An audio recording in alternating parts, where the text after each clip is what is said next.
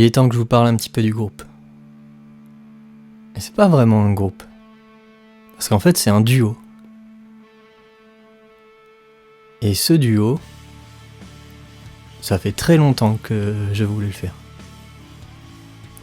Ça remonte à il y a presque 10 ans maintenant. Et en fait, ce duo, il est issu d'un groupe que j'avais, qui s'est terminé en 2017. Et quand ça s'est terminé, juste un petit peu avant, on a fait 2 concerts avec du coup mon pote de longue date qui est batteur. On s'était un petit peu perdu de vue il y a quelques temps suite à ça et on s'est recontacté, on a rejoué quelques fois ensemble, j'ai eu la chance de jouer sur un de ses morceaux. Et puis on n'a pas vraiment perdu le contact, mais la vie a fait que on s'est éloigné. Et bref, on avait toujours cette envie commune de refaire du bruit ensemble. Et puis je lui avais dit une fois, ouais, j'aimerais bien, ouais, c'est vrai que j'aimerais bien réécrire des chansons, etc. Ce serait cool, quoi. Mais j'avais pas vraiment trouvé la forme. Quand on avait fait nos deux derniers concerts ensemble, en fait c'était sur les restes d'un groupe. Et du coup on a dû se débrouiller en fait pour faire en sorte que des chansons qui étaient écrites pour 3 personnes sonnent à 2. Je vous avoue que c'était... je sais pas comment on a réussi à faire ça, mais bon, bref. Donc voilà. Là vous avez la première brique du duo. Du coup, c'est un duo batterie et guitare. Il n'y a pas de basse. Simplement, en fait, je me suis amusé à jouer sur une 8 cordes. Je me suis dit, tiens, une 8 cordes, pour ceux qui font pas de la guitare, c'est... Alors, il y a 6 cordes sur une guitare, et une guitare à 8 cordes, on va pas dire que c'est nouveau, c'est pas vrai, ça a toujours existé. Il y a toujours eu des guitares avec plein de cordes. Mais voilà, c'est juste que, comme c'est atypique, on s'est dit, c'est nouveau. Alors que non, pas du tout. Puis j'ai eu l'occasion de poser mes mains là-dessus, il y a 6 mois, quoi. Et en fait, je l'ai pas lâché. Je trouve ça trop bien, parce qu'en fait, je suis totalement perdu dessus.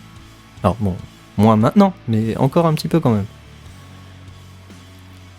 Et du coup, en fait, ça me permet d'aller chatouiller les fréquences graves.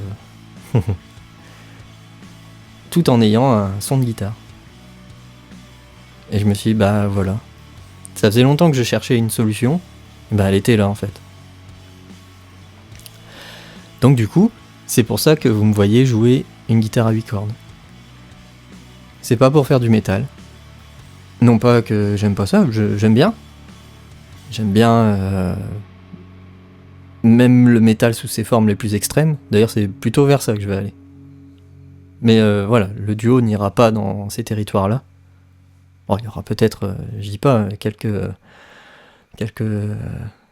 petits passages où j'aimerais bien de la très grosse violence, mais voilà, ce sera un peu comme des épices dans un plat, ce sera discrètement mis, mais quand on tombera dessus, on pourra dire c'est piquant.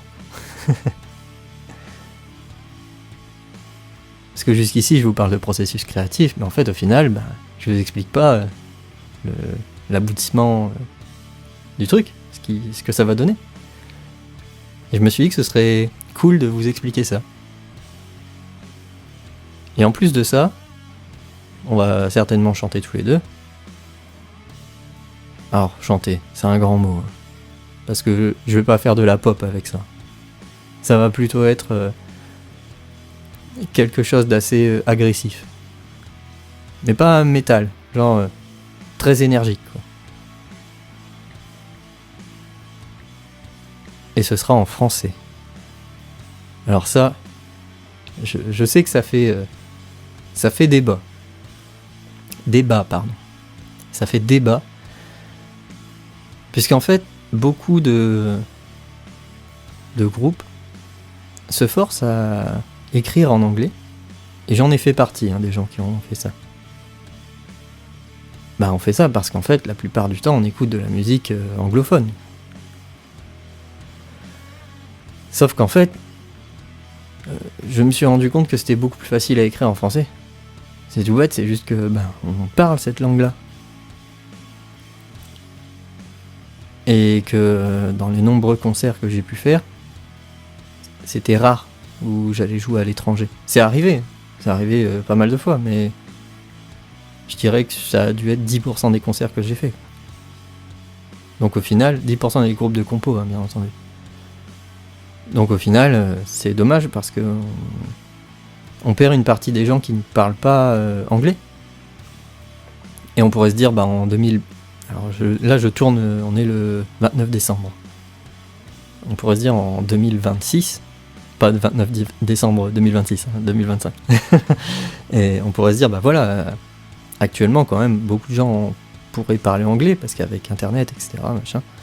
Mais en fait, non, pas du tout. Je me suis rendu compte, à force de parler à beaucoup de personnes, qu'en fait, pas du tout. Donc je me suis dit, ce sera en français. Et ça fait sens. Alors, c'est un petit peu étrange d'écrire en français. C'est extrêmement bizarre de dire ça, alors que là, je suis en train de vous parler en français. C'est juste que les tournures de phrases sont difficiles à faire sonner, alors que bizarrement, je pourrais vous citer pas mal de groupes de rock que j'écoute. J'en ai un là, tout de suite en tête, j'adore Deportivo par exemple. Je trouve que les textes sont... c'est ultra bien écrit, quoi. Donc voilà, ce sera un duo. J'allais dire bourrin ou violent. C'est pas forcément le mot. Où il y a de l'énergie. Je vais pas dire rock, métal, alternatif, post-machin. Non, en fait, ce qu'il y a, c'est que ces étiquettes, elles marchent pas bien, je trouve. Puisqu'en fait, ces étiquettes valent quand vous avez la vingtaine. Quand vous avez 20, 22 ans et que vous écrivez des morceaux, on va dire, allez, jusque dans votre vingtaine, on va dire. Si vous écrivez des morceaux, vous allez écrire plutôt dans un genre en particulier, avec quelques dérivés. Mais ce qu'il y a, c'est que ça me correspond plus. Et je veux pas parler pour mon pote non plus, mais je sais qu'on écoute beaucoup de choses et que ça nous parlera pas forcément d'aller juste dans un seul genre. Ça n'aurait pas de sens en fait. C'est pour ça que mettre une étiquette sur le genre musical qui sera joué, c'est difficile. Alors forcément, ce sera... ça va tâcher, quoi. Et ce sera en français. Et je vous laisse là-dessus. Et je vous dis à bientôt.